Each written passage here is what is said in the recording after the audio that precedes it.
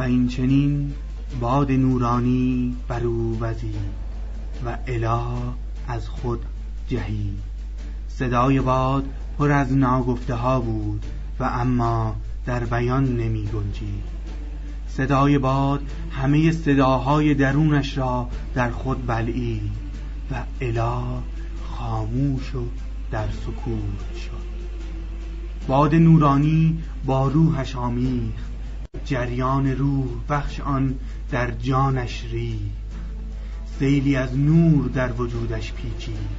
نور از همه سلولهای تنش عبور کرد و همه را از خود سرشار نمود و اله از او پر شد. چشمها دیگر یکی بودند و یکی می‌دیدند و گوشها در همه صداها یکی را می‌شنیدند، زیرا در پشت آنها سکوتی عمیق و یک پارچه جریان داشت. سروری عظیم پدیدار شد و شوری وصف ناپذیر چون آتش فشانی خروشان وجودش را در بر گرفت. ببود نابود گشتن و به زندگی مردن.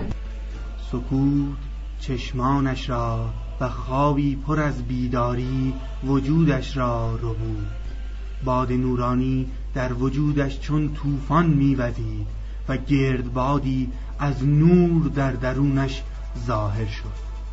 باد نورانی روحش را بارور ساخت و با آن یکی شد.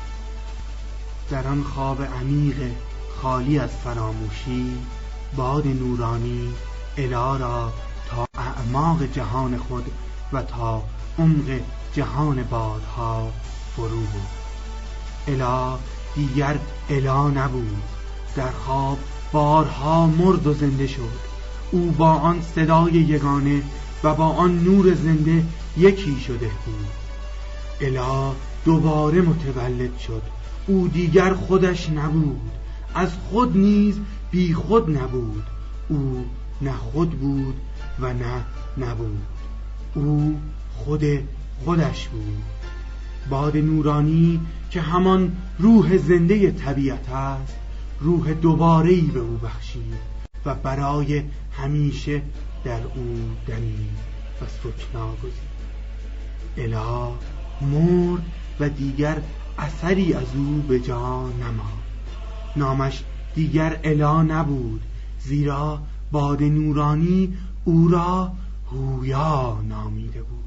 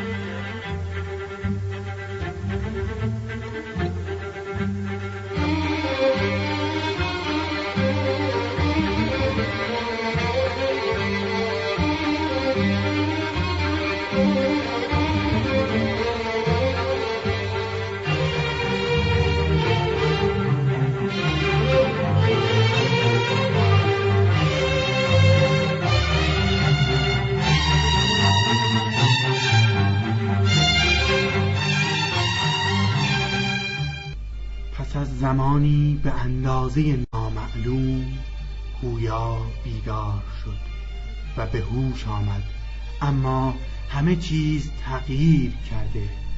او کسی دیگر و جهان جهانی دیگر بود.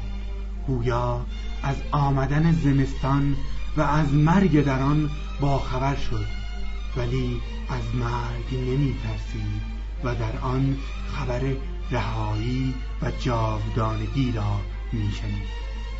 باد زمستانی در برخورد با او به نسیم بهاری بدل شد، زیرا او زمستان را دریافته و مرگ را شناخته بود. هر آن که زهر را بشناسد آن را به دارو تبدیل می کند. هر که از بیماری آگاه شود درمان را خواهد یافت.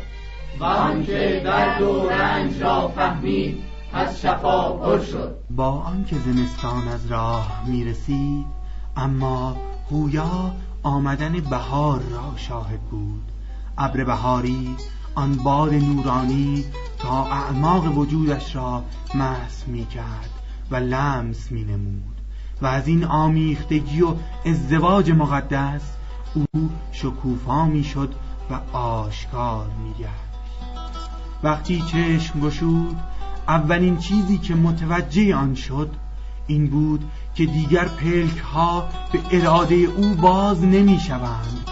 پلک‌ها به اراده دیگری باز می‌شوند و هویا از اراده خود تهی. همه چیزها زنده بودند، حرفی برای گفتن، صدایی برای شنیدن و اشاره‌ای برای دریافتن داشتند. هر چیزی معنایی داشت و آن سوی چیزها به وضوح دیده میشد.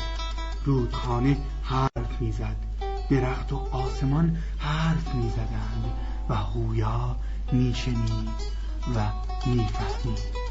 خبری از رنج و فشار نبود. با آنکه چیزی برای دانستن وجود نداشت، اما هویا حس میکرد که همه چیز را میداند. او سرزمین زندگی را در وجود خود یافته بود و خود را در قلب آن، در لایتناهی جاری نور میدید. اندیشید این باید همان رهایی و خوشبختی باشد که در افسانه ها گفته‌اند. عشق به نور پرنسیم مجذوب و مسحورش ساخت. از دیوانگی و مستی سرشار شد، پای کوبی می کرد و هوابوسی و از شوق معشوق تازه یافته اشک می ریخت و دلتنگی می کرد. باد نورانی که اینک در وجودش به گردبادی عظیم مبدل شده بود، او را به اعماق آسمان ها می کشید.